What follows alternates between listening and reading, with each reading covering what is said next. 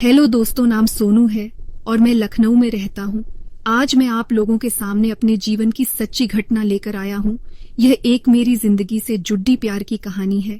यह वो घटना है जिसने मेरे और मेरी भाभी के बीच प्यार पैदा कर दिया। और यह कोई ऐसा वैसा प्यार नहीं, बल्कि यह वो प्यार था जो एक पति और पत्नी के बीच होता है। इसके बाद हम दोनों एक हो गए और एक दूसरे खो गए हैं। तो आइए अब मैं आपको बताता हूँ कि यह सब कैसे हुआ। सन 2020 महीना था। जनवरी का सर्दी के इस मौसम में अकेला इंसान भला क्या करे। मेरी भाभी का भी हाल कुछ ऐसा ही था।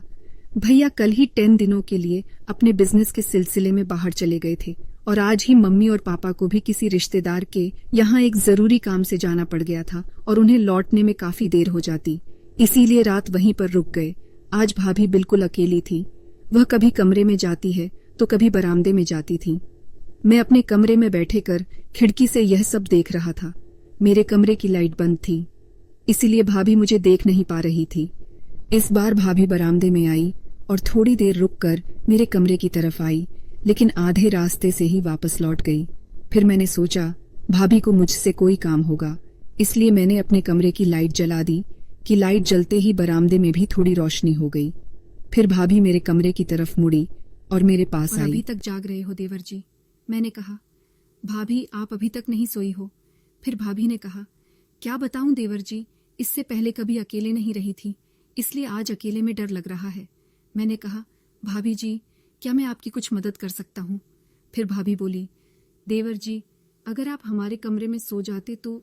मैंने कहा, भाभी बस इतनी सी बात है, ठीक है मैं आपके कमरे के आगे सो जाता हूं। तभी भाभी बोली, नहीं देव जी सर्दी ज्यादा है और इतनी सर्दी में बाहर सोना ठीक नहीं है। आपको कमरे में मेरे साथ बेड पर ही सोना पड़ेगा।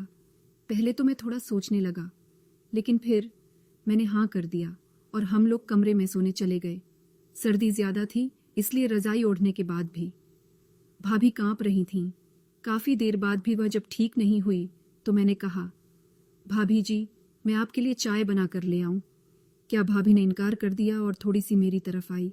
फिर मैं समझ गया और यहीं से हमारे प्यार का खेल शुरू हो गया। फिर उन्होंने मेरे औजार को कपड़ों से हटाकर हाथों से सहलाया। फिर देर न करते हुए वह भी अपनी गुफा से कपड़े हटाकर कहा, नागराज को गुफा में जाने दो, गुफा के अंदर बहुत खुजली हो रही है, इसके अंदर जाने पर ही मेरी ठंड भी जाएगी और खुजली भी मिटेगी। फिर मैं उठकर बैठ गया और भाभी की साड़ी ऊपर करके दोनों पैर खोल दिया। फिर उनका पेटीकोट का नारा खोल, और अब की गुफा एकदम साफ दिख रही थी। उनकी गुफा एकदम चिकनी थी। फिर भाभी ने मेरा सर से दोनों पैरों के बीच अपनी गुफा में दबा दिया। फिर मैंने अपनी जीभ से उनकी गुफा में गुदगुदी करने लगा। कुछ देर ऐसा करने के बाद उन्होंने कहा, मेरी खुजली बढ़ती जा रही है, जल्दी से नागराज को गुफा में डालो। फिर मैंने भाभी की दोनों टांगों को खोलकर नागराज को एक ही झटके में गुफा के अंदर डाल दिया। भाभी की चीख निकल गई। उन्होंने कहा, थोड़ा आराम से पेलो, तुम्हारा नागराज बहुत मोटा है। करीब 20 मिनट तक मेरा नागराज भाभी की गुफा में अंदर बाहर होता रहा और थोड़ी देर बाद उसने अपना सफेद जहर भाभी की गुफा में उगल दिया। तब जाकर भाभी की ठंडी शांत हुई और वो चैन से सो पाई।